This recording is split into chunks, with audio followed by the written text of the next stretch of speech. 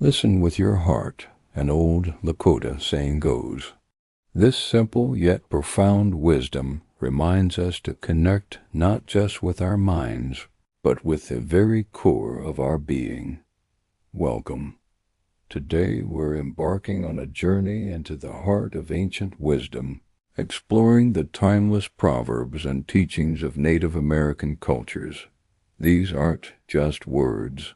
They are echoes of generations who lived in deep connection with the earth, with each other, and with the Great Spirit that flows through all things. They are lessons in balance, respect, and living a life of purpose. So find a quiet space, take a deep breath, and let's open our hearts to listen. There's a beautiful Cherokee proverb that says, "Don't be afraid to cry. It will free your mind of sorrowful thoughts." In our busy world, we're often taught to hide our feelings, to be strong by suppressing our pain. But this wisdom teaches us that true strength lies in release. Tears are not a sign of weakness. They are a natural and necessary cleansing, like a gentle rain washing the dust from the leaves. Allowing ourselves to feel sorrow fully is the first step toward healing, clearing the way for peace and joy to return. It's a reminder that our emotions are part of our human experience, a river that must be allowed to flow. Consider this powerful thought from the Hopi people.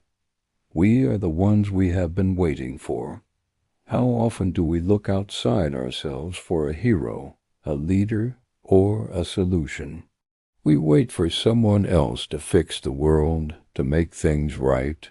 This proverb turns that idea on its head. It places the power and the responsibility directly in our own hands. You are the change maker. I am the change maker. Together, we hold the potential to create the future we envision.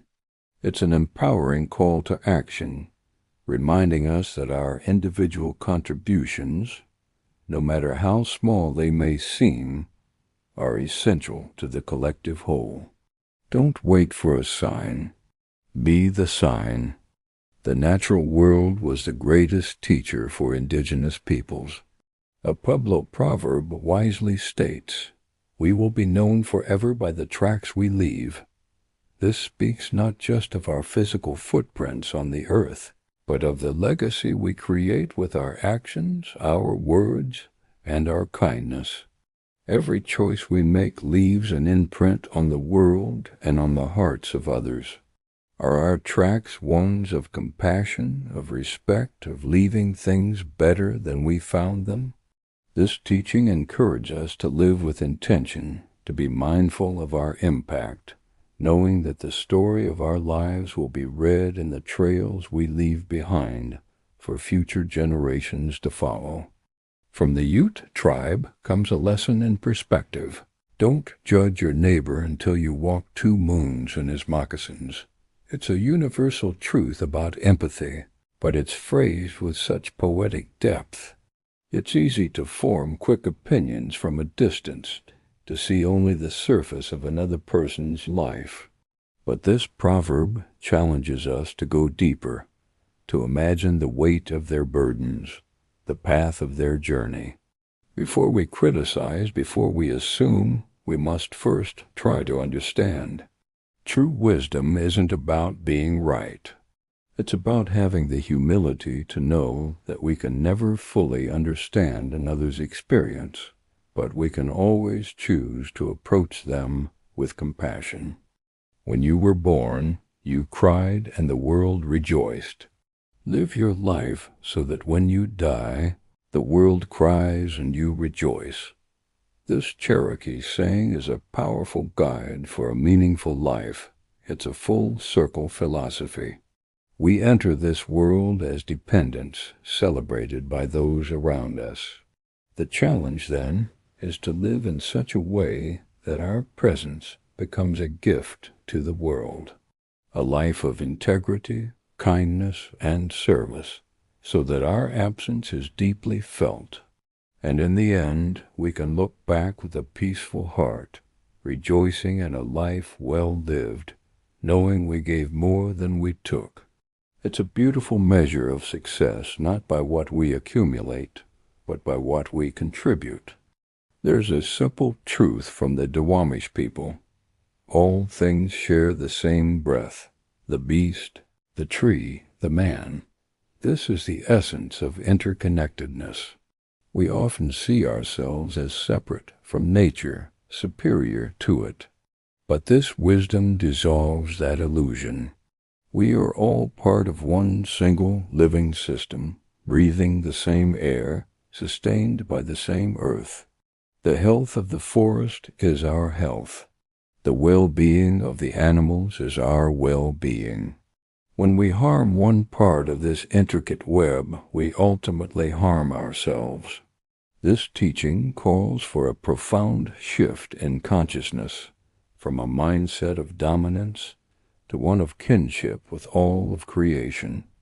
A Mohawk proverb teaches, "It is not our enemies who harm us most, but our own thoughts." This is a powerful lesson in self-awareness. We can spend so much energy worrying about external threats or the actions of others, but often the greatest battles are fought within our own minds. Negative self-talk, fear, doubt, and resentment can poison our spirit far more than any outside force. This wisdom encourages us to become the guardians of our inner world. By cultivating positive thoughts, practicing forgiveness, and choosing peace over turmoil, we build an inner fortress that no enemy can breach. True strength begins with mastering the self. The one who tells the stories rules the world. A Hopi saying reminds us, stories are not just entertainment. They are the vessels of our culture, our values, and our identity. They shape how we see ourselves and the world around us. The narratives we choose to believe, both personally and collectively, have immense power. This proverb is a call to be conscious storytellers. Are we telling stories of hope or despair, of division or unity? By choosing to tell and share stories that uplift, that inspire, and that connect us, we actively shape a better reality. You are the author of your own life's story. Make it a good one. Consider the wisdom of the Sioux. With all things and in all things we are relatives. This goes beyond family or tribe. It is a universal declaration of kinship. Every person, every animal, every rock and river is a relative. When you see the world this way, your entire relationship with it changes. You cannot exploit a relative. You cannot disrespect a relative. You can only treat them with love and honor. This single, powerful idea has the potential to heal our planet and our societies. It asks us to look at the stranger and see a brother, to look at the earth and see our mother. It is the foundation of a truly compassionate existence.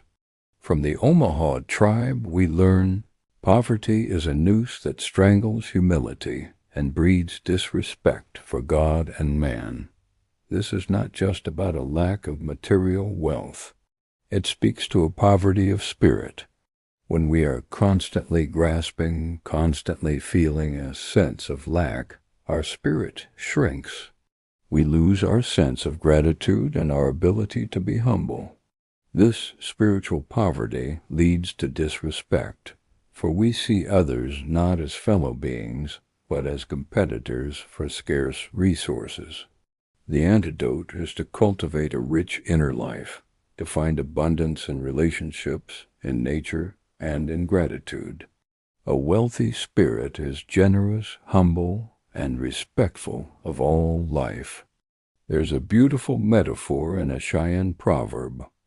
A good chief gives, he does not take. This is a profound lesson in leadership, but it applies to all of us. True influence doesn't come from demanding or controlling. It comes from generosity. Whether you are a parent, a friend, a manager, or a community member, your greatest power lies in what you give your time, your wisdom, your support, your encouragement. A giving heart creates a cycle of abundance. When you uplift others, you create a stronger, more resilient community, and that strength flows back to you. Be the leader in your own life by being a giver. Man has responsibility, not power, says a Tuscarora teaching. In modern society, we often confuse the two. We seek power over nature, over others, over our own lives. But this wisdom reframes our role. We are not masters of the universe. We are caretakers. We have a sacred responsibility to tend to the garden of the world, to care for our communities, and to nurture the generations that will follow. Power is fleeting and often corrupts. Responsibility is enduring and ennobles the spirit. When we shift our focus from seeking power to embracing responsibility, we find a deeper and more lasting sense of purpose. An Apache proverb offers a warning. It is better to have less thunder in the mouth and more lightning in the hand. Talk is easy. Promises are easy. It's our actions that truly define us. This proverb champions integrity and effectiveness over empty words. Anyone can make a loud noise, but it's the person who delivers, who takes action, who creates real change. It encourages us to be people of substance. Let your work speak for itself. Let your kindness be demonstrated, not just declared. Focus your energy not on boasting about what you will do, but on quietly and effectively getting it done. Be the lightning, not just the thunder. As we come to a close, let's hold on to this final piece of wisdom, echoed across many tribes. The earth does not belong to man. Man belongs to the earth. This is perhaps the most crucial teaching for our time. We are not owners of this world, but temporary guests woven into its very fabric. This perspective fosters humility, respect, and a profound sense of gratitude. It calls us to walk gently, to take only what we need, and to always give back. These proverbs are more than just ancient sayings. They are living truths, offering a roadmap to a more balanced, connected, and meaningful life. Let them be seeds planted in the soil of your heart. Thank you for sharing this time and this journey. May you walk in beauty.